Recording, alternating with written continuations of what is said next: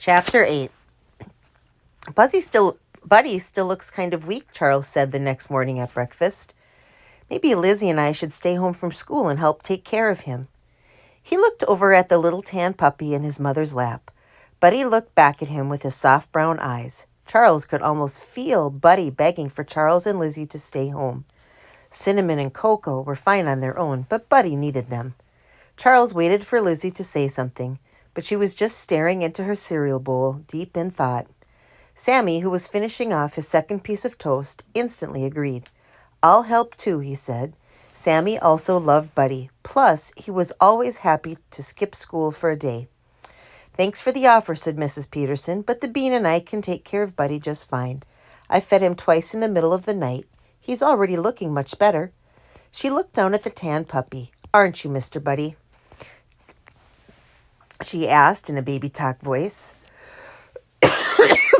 Buddy reached up a paw when he heard his name, and Mom bent down to kiss him on the head. Buddy loved this lady. She loved him too, he could tell. He felt at home in her lap. It was almost as good as being curled up with his mother. He snuffled into her cheek when she kissed him. Mom giggled. She actually giggled. Charles looked over at Lizzie and raised his eyebrows, but Lizzie didn't seem to notice. Charles had never seen their mother act quite like that around a puppy. But Buddy could melt anybody's heart. There was just something special about him. Buddy, yelled the bean. He reached up to touch the puppy. Hey, cool. The bean knows Buddy's name already, said Charles. That was the first time the bean had called any puppy by its real name. Usually he just said, Uppy. Easy, Mom cautioned the bean. That's good, she said when the bean gave Buddy a soft pat on the nose. That's the way to pat a puppy. Pat me, the bean demanded. He toddled over to Charles and bumped his head up against Charles's knee. Charles patted his head gently. Good bean, he said. That's a good bean. The bean laughed and went around the table getting pats. Pretending to be a dog was his favorite game.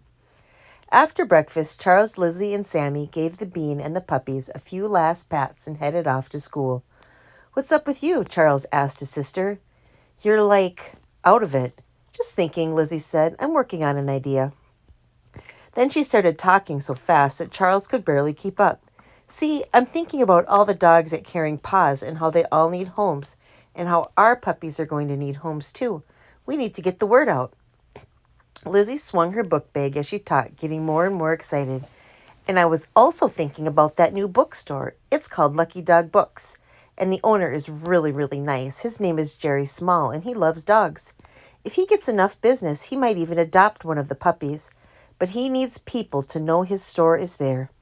Charles and Sammy looked at each other. What was Lizzie getting at? So what I'm thinking is this, Lizzie continued. What if there was a big grand opening party at the bookstore and we invited all the dogs from the shelter?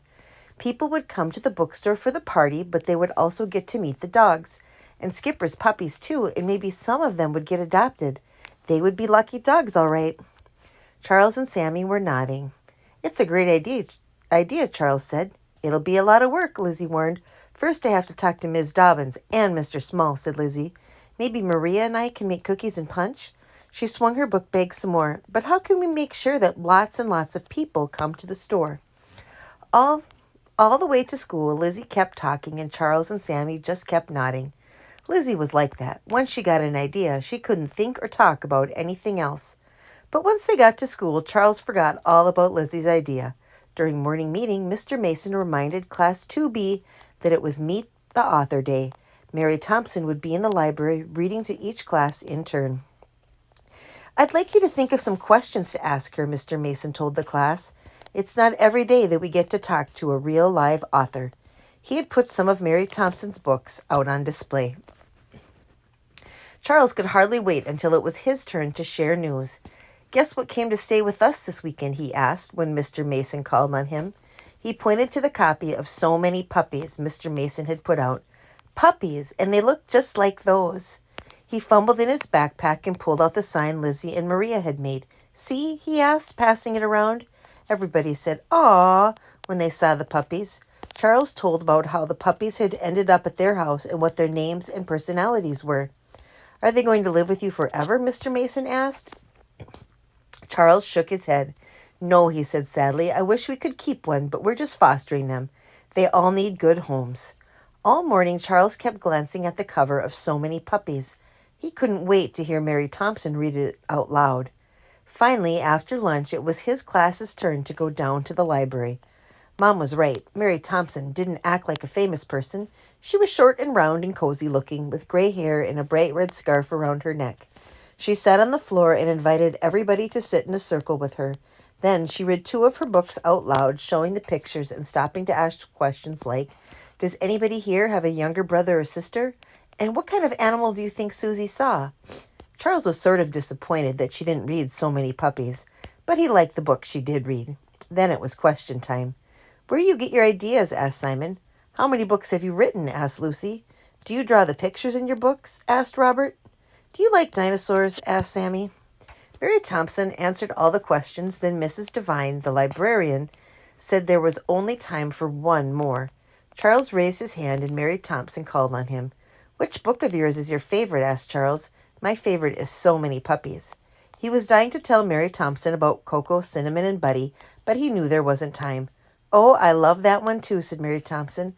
I adore puppies, even though I haven't had one for many, many years. But I wrote that book a long time ago. Usually whatever book I'm working on right now is my favorite. The bell rang just then, and Mr. Mason told the class to thank Mary Thompson. Then it was time to go. Charles waited until everybody else had left. Then he went up to Mary Thompson. Just like Lizzie, he'd had an idea. He was almost too shy to ask, but the author seemed so nice. What did he have to lose? He stood there for a minute, not sure what to say. Mary Thompson smiled at him and raised her eyebrows like she was waiting for Charles to speak. Charles smiled shyly back at her. Would you like to come to a party? He asked.